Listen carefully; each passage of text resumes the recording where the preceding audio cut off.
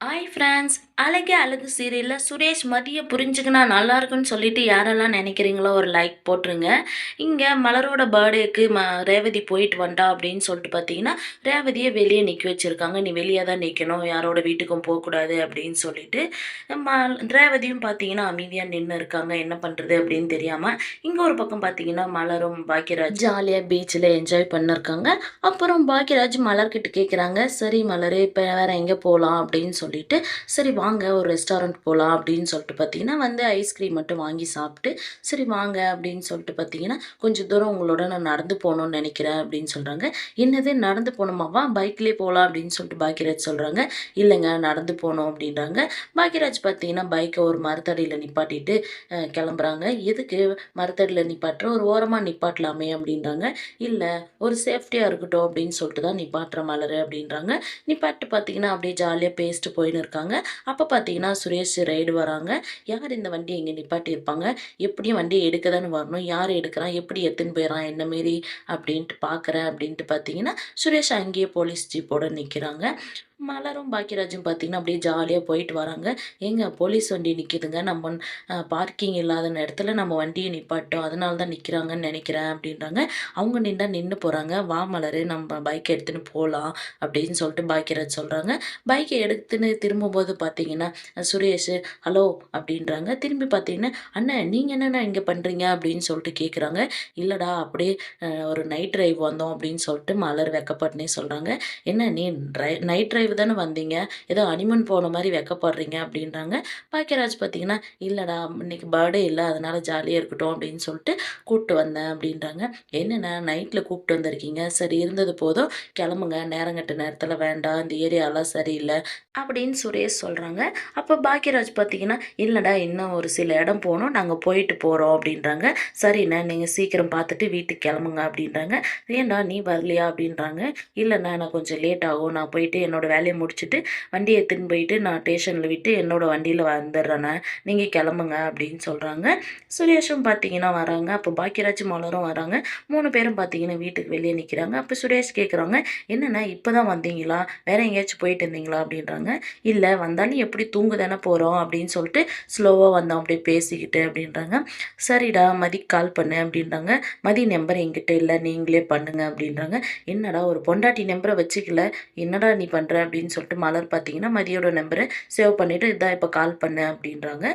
சுரேஷ் பார்த்தீங்கன்னா இல்லை புது நம்பருன்னு சொல்லிட்டு அவள் எடுக்க மாட்டா, அண்ணி நீங்களே கால் பண்ணுங்க அப்படின்றாங்க. மலரும் பார்த்தீங்கன்னா மதிக்கு கால் பண்ணுறாங்க. மதியம் பார்த்தீங்கன்னா டோர் ஓப்பன் பண்ணிடுறாங்க. போகிற நேரத்தில் பார்த்தீங்கன்னா சுரேஷ்க்கு ஒரு ஃபோன் கால் வருது. சுரேஷும் பார்த்தீங்கன்னா ஒரு எமோஷனலாக பேசுகிறாங்க. அப்போ பாக்கியராஜ் மலர் மதி பார்த்தீங்கன்னா என்னாச்சு அப்படின்னு சொல்லி கேட்குறாங்க. இல்லை ஒரு பிரச்சனை, நான் போயிட்டு வந்துடுறேன் அப்படின்றாரு. சரி பாக்கியராஜ் பார்த்தீங்கன்னா நானும் வரேன்டா அப்படின்றாங்க. இல்லைண்ணா ஒரு போலீஸ்காரனுக்கு ஒரு காவலா, நான் போயிட்டு வரேன் அப்படின்றாங்க. அதெல்லாம் ஒன்றும் பிரச்சனை இல்லைடா, நான் வரேன் அப்படின்றாங்க. இல்லை நீங்கள் போயிட்டு தூங்குங்க அப்படின்றாங்க. யாராச்சும் பார்த்தாங்கன்னா இது பர்சனலாக வேலை பார்க்க வேண்டியது, அப்புறம் என்னதான் ஏதாச்சும் பேசுவாங்க, நீங்கள் தூங்குன அப்படின்னு சொல்லிட்டு பார்த்தீங்கன்னா சுரேஷ் கிளம்பிடுறாங்க. இந்த பாக்கியராஜ் மதி மலரும் பார்த்தீங்கன்னா உள்ளே போகிறாங்க. அப்போ மதி பார்த்தீங்கன்னா மலரை கேட்குறாங்க, என்ன ஜாலியாக என்ஜாய் பண்ணீங்களா அப்படின்னு சொல்லிட்டு. மலர் பார்த்தீங்கன்னா மதிக்கு தேங்க்ஸ் சொல்கிறாங்க. இதெல்லாம் உன்னால தான், நான் எப்போவுமே இவ்வளோ சந்தோஷமாக இருந்ததில்லை அப்படின்னு சொல்லிட்டு. அப்போ ஸ்நாக்ஸும் கொஞ்சம் வாங்கிட்டு வந்திருக்காங்க. என்ன இதெல்லாம் இந்நேரத்துக்கு எப்படி சாப்பிட்றது அப்படின்னு சொல்லிட்டு மதி கேட்குறாங்க. அப்போ மலர் பார்த்தீங்கன்னா, இதெல்லாம் ஒரு எனக்கு சந்தோஷமான விஷயம் தான். இதெல்லாம் எனக்கு பிடிச்சது. இதெல்லாம் கூட என்னால சாப்பிட முடியாது. கடைக்கு போனா மளிகை சாமானம் வாங்கவே அவங்க குடுக்குற காசு சரியா போகும். ஏதாச்சும் வாங்கி சாப்பிடணும்னாலே முடியாது. அப்படியே ஏதாச்சும் வாங்கிட்டு வந்தாலே அது பாப்பாவுக்கு யூஸ் ஆகும் அப்படின்னு சொல்லிட்டு, நான் பாப்பாவுக்கு குடுத்துருவேன் அப்படின்னு சொல்லிட்டு மலர் சொல்றாங்க. அப்போ மதி பார்த்தீங்கன்னா, என்னக்கா இது ஒரு ஒரு சின்ன சின்ன விஷயத்துக்கெல்லாம் நீங்க இவ்வளோ ஒரு ஆசைப்படுறீங்க அப்படின்றாங்க. என்ன பண்றது? இந்த விஷயத்துக்கு தான் என்னால ஆசைப்பட முடியும் அப்படின்னு சொல்லிட்டு பேசின்னு இருக்காங்க. அப்போ பார்த்தீங்கன்னா, பாக்கியராஜ்க்கு சுரேஷ் கிட்டேருந்து ஃபோன் வருது. "அண்ணன் வாண்ணே நான் இருக்கிற இடத்துக்கு" அப்படின்னு சொல்லிட்டு சொல்கிறாங்க. "என்னடா என்ன பிரச்சனை?" அப்படின்னு சொல்கிறாங்க. "இல்லை வாண்ணே பேசிக்கலாம்" அப்படின்னு சொல்கிறாங்க. அப்போ பார்த்தீங்கன்னா மலரும் மதிக்கிட்ட பேசின்னு இருக்காங்க. "நான் இன்னைக்கு எவ்வளோ சந்தோஷமா இருக்கேன், நாளைக்கு எவ்வளோ அழப்போறேன்னு எனக்கு தெரியல" அப்படின்னு சொல்லிட்டு. "எதுக்குக்கா நீங்கள் அழப்போறீங்க?" அப்படின்றாங்க. "நான் சந்தோஷமா இருந்தாவே ஏதாச்சும் ஒரு பிரச்சனை வரும்" அப்படின்னு சொல்லிட்டு மலர் சொல்லின்னு இருக்காங்க. இங்கே பாக்கியராஜ் ஃபோனு டென்ஷனாக பேசின்னு இருக்கிறத பார்த்த மலர் பார்த்தீங்கன்னா, "என்னாச்சுங்க?" அப்படின்றாங்க. "இல்லை சுரேஷ் வர சொல்கிறான், நான் போயிட்டு வரேன் இருன்றாங்க." என்னன்னு சொல்லிட்டு போங்க. நாங்க அதே டென்ஷன்ல இருப்போம். சுரேஷ் வண்டியில போனா ஏதாச்சும் அடிபட்டுருச்சா? சொல்லிட்டு போங்க அப்படின்றாங்க.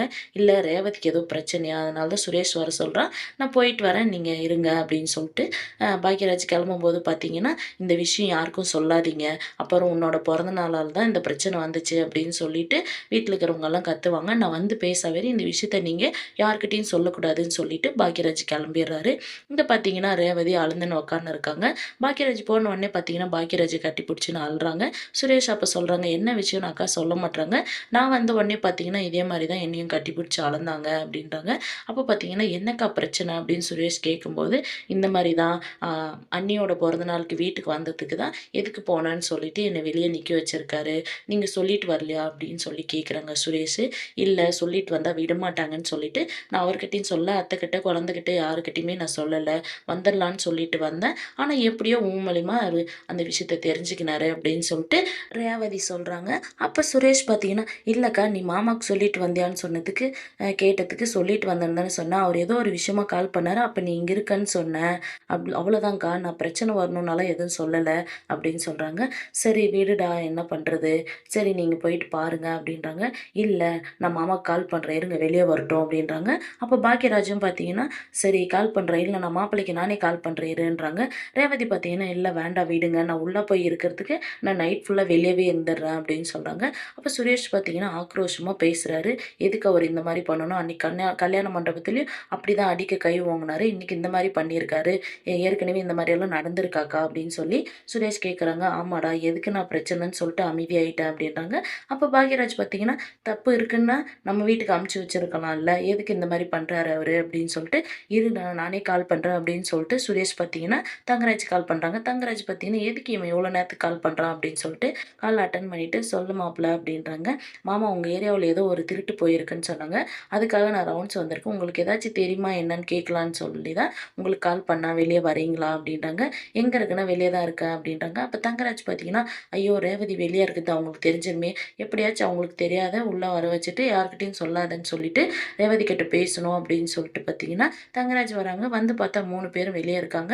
ரேவதி பார்த்தீங்கன்னா, பாக்கியராஜ கட்டிப்புடிச்சுன்னு அழுந்துன்னு இருக்காங்க.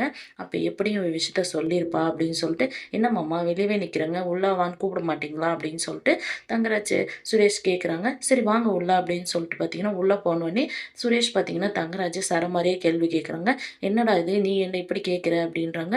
"எங்க அக்கா தப்பு பண்ணியிருக்கான்னா, எங்க வீட்டுக்கு வந்தீங்கல்ல, அப்பவே இந்த மாரி உங்க மக பண்ணியிருக்கா அப்படின்னு சொல்லிட்டு எங்க அப்பா, அம்மா முன்னாடி வச்சு பேசியிருக்கலாம்ல. எப்படி நீங்க இந்த மாரி நைட் டைம்ல விட்டுருக்கீங்க?"